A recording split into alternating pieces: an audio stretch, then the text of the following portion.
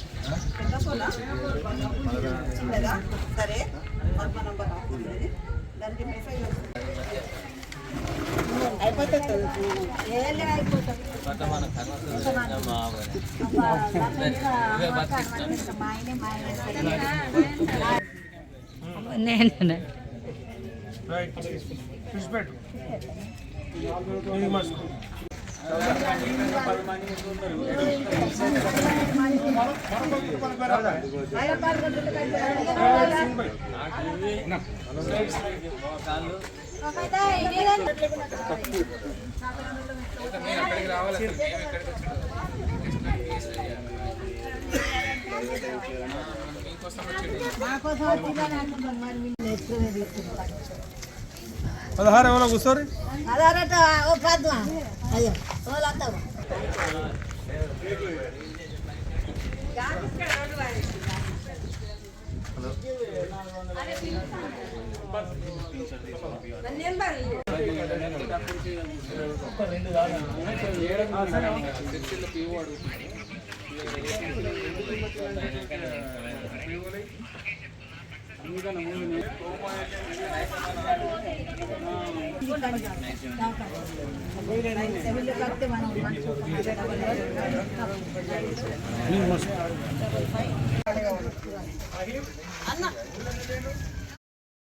అందరికీ నమస్కారం.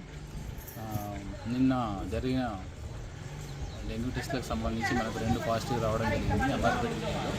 దానికి సంబంధించి మేము ఫాలోఅప్ యాక్షన్లో భాగంగా ఇవాళ మా rapid response team, PSC staff, Panchayati Raj department అందరితో హౌస్లో సర్వే చేయడం జరిగింది. ఎక్కడైతే water logging areas, water logging containers ఉంటే అది క్లియర్ చేసినాము. ఏమైనా ఫీవర్ ఏమైనా కంప్లైంట్స్ ఉన్న వాళ్ళ దగ్గర నుంచి శాంపిల్స్ కూడా తీసుకుంటున్నాం. అవి కూడా టీహెబ్ పంపించి వాటర్ రిజల్ట్స్ కూడా 24 hours లోపల వాళ్ళ మొబైల్ పంపడం జరుగుతుంది. అట్లనే మేము ప్రజలకు రిక్వెస్ట్ చేసేది ఏంటంటే, ఎక్కడెక్కడైతే వాటర్ లాగింగ్ ఉంటుందో, వాటర్ ఆగుతుందో, సో ఆ కంటైనర్స్ అన్ని క్లియర్. కంటైనర్ అంటే ఏంటంటే ఎక్కడ వాటర్ ఆగితే అది కంటైనర్ కిందనే లెక్క. సో చిన్న గ్లాస్ అయినా, వాటర్ బాటిల్ అయినా, పేపర్ ప్లేట్ అయినా, లేకపోతే టీ కప్స్ అయినా, లేకపోతే కుండలు పగిలిపోయిన కుండలైనా, ఏదైనా కూడా కంటైనర్. టైర్స్ అట్లా తర్వాత గోళాలు ఉంటాయి, సిమెంట్ గోళాలు, అది ఎక్కడ వాటర్ ఆగినా కూడా అది కంటైనర్ కిందనే లెక్క. సో అవన్నీ కూడా వాటర్ ఆగకుండా చూసుకోవాలి.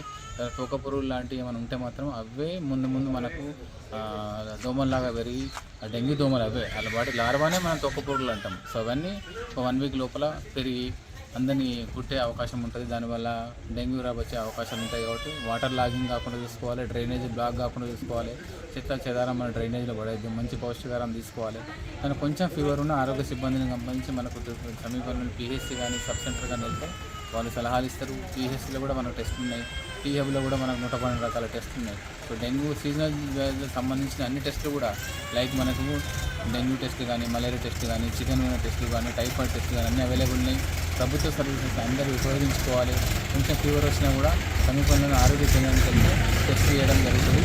తీసుకోవడం కానీ, ఇంజక్షన్ తీసుకోవడం కానీ అట్లా చేయొద్దు. వాటి వల్ల కూడా ఒక్కొక్కసారి నిజంగానే ప్లేట్లెట్స్ తక్కువ ఉంటే, ఏమైనా క్లాటింగ్ డిజార్డర్స్ ఏమైనా ఉంటే బ్లీడింగ్ అయ్యే అవకాశం ఉంటుంది. కాబట్టి మన వైద్యుల సలహా మేరకే ఇంజెక్షన్స్ తీసుకున్నా, ఐ ఫ్లూయిడ్ ఎక్కించుకున్నా, లేకపోతే ఇంకేం ఇతర మెడిసిన్ ఏం వాడినా కూడా వైద్యుల సలహా మేరకే చేయాలి. సో ఏమైనా ఉంటే మాత్రం మనకు ర్యాపిడ్ రెస్పాన్స్ టీమ్స్ మన విలేజ్ లెవెల్లో ఉన్నాయి, మండల్ లెవెల్లో ఉన్నాయి, డిస్ట్రిక్ట్ లెవెల్లో ఉంది. దానికి మనం